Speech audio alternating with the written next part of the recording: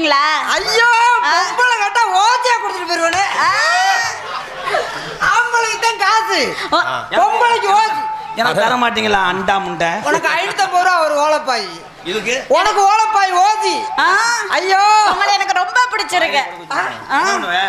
அவங்கள பாயிலே படுக்க வச்சு.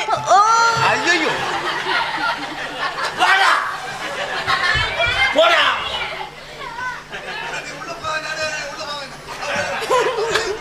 வாங்கின சம்பளத்துக்கு வருவே தப்பு.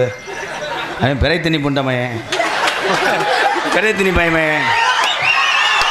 ஏ லாலாங்கிறோ நம்புவதெல்லாம்